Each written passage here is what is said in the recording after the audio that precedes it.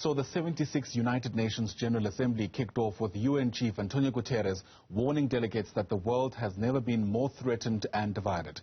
In his first ever address to the UN, US President, I beg your pardon, that's Joe Biden, said that America was not seeking another Cold War with China, but the US is facing European diplomatic pressure over its alliance with Australia and the United Kingdom aimed at confronting China in the Indo-Pacific region.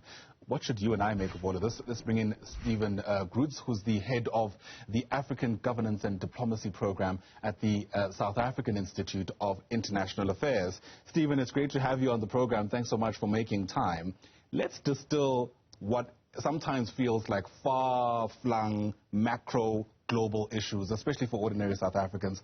Those who are watching in their homes wondering, how do these global affairs affect my life? What would be your response to that? Well, I think what happens at the UN is symbolic of where the international community is. And for Secretary General Guterres to emphasize the divisions in the world at the moment is a very accurate reflection. You have a fading superpower like the US, a rising one like China, at loggerheads on a whole lot of issues from trade to security. And, we might think that we're quite isolated here in the southern hemisphere at the tip of Africa, but definitely what happens around the world has an effect. The more divided the world is, the more difficult it is to achieve anything. So we've seen that over climate change negotiations, for example, over trade negotiations.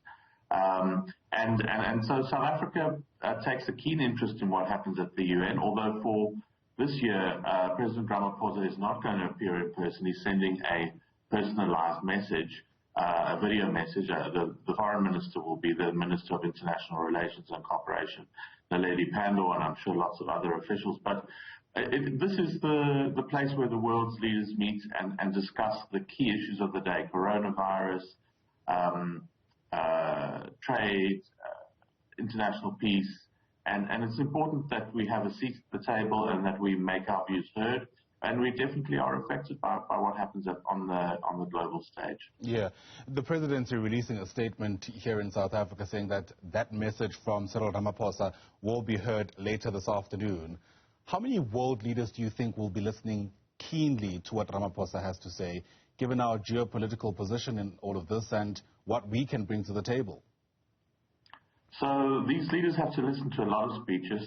I think there are about 40 or 50 each day. So, why would ours stand out? Yeah. But I think South Africa is still seen as a key country, a kind of bridge between North and South, a reasonable country, a country that's committed to multilateral action rather than unilateral action. And I think they'll be looking at what South Africa chooses to emphasize. I mean, it's a little bit of controversy because one of the things that is being commemorated at this session is the 20th anniversary of the World Conference Against Racism, which took place in Durban and degenerated into quite a hate fest, and there was a lot of anti-Semitism towards the Israeli delegation and Jewish students and Jewish participants. And many countries have said that they're not going to attend those celebrations or those commemorations, about 30 countries, I think, which puts a damper on it. But South Africa is very committed to that commemoration and to that process. So that will be something that's looked at. And South Africa has an important voice in international forums. We're seen as a voice of reason. I think in the Ramaphosa presidency, there's been a renewed interest in and effort by South Africa to become part and parcel and a very constructive part of international debates on things like climate change, COVID, etc.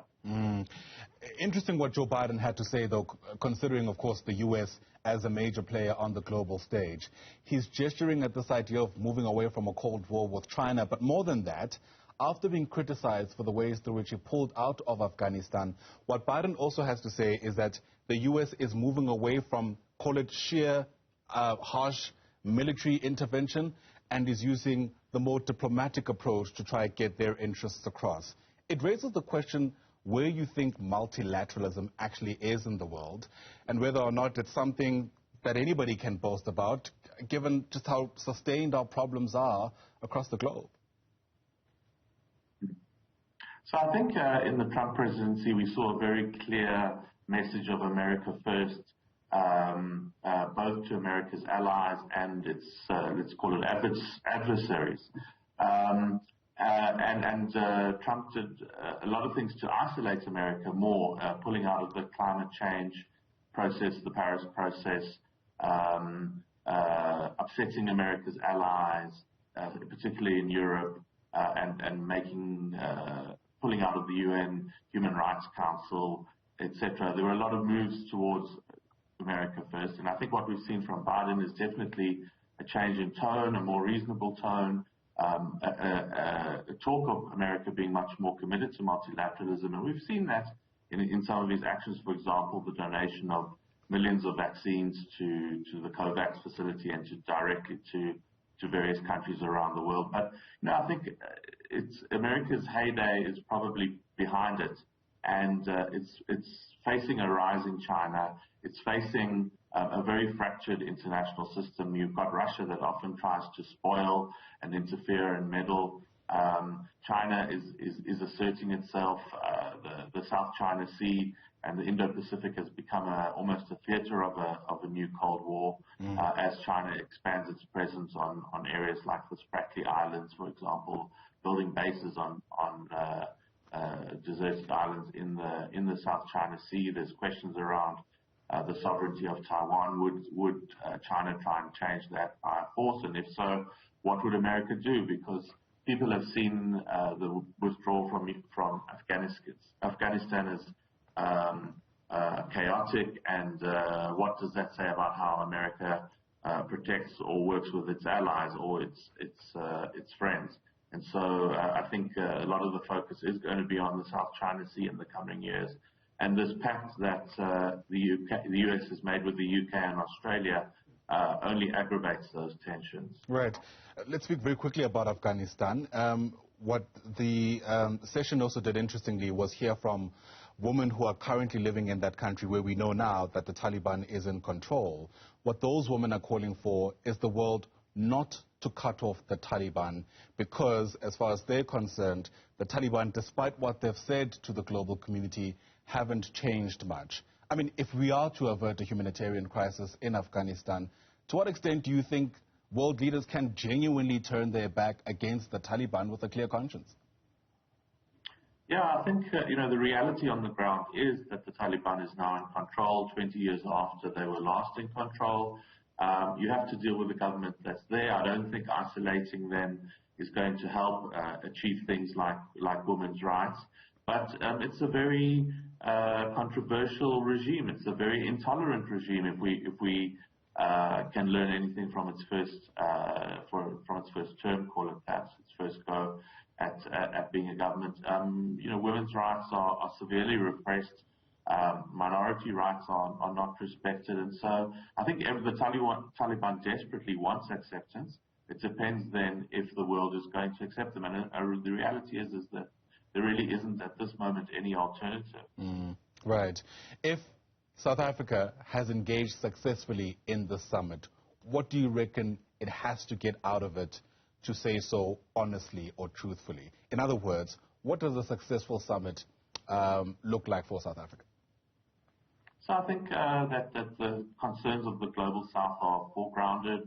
That includes vaccines against the coronavirus.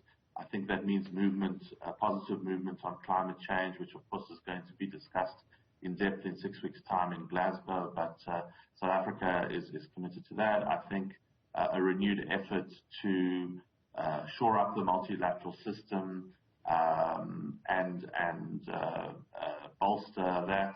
I think if the summit can produce reduced tensions between the US and China, that would be a positive outcome. And then, as I said before, South Africa is looking for action on the World Conference Against Racism that was held in Durban in 2001. I think it feels that some of those provisions and decisions have been neglected, so it would want to highlight that again. But as I said, it's going to be affected by some 30 countries that have refused to attend that meeting. I think it's tomorrow. It's a pity these issues feel so far removed from South Africans because they are so important, especially in a context where we are increasingly globalized across the world. Thanks for your take on this. Really do appreciate your insights. Stephen Cruz is with the South African Institute of International Affairs. Once again, thanks very much indeed.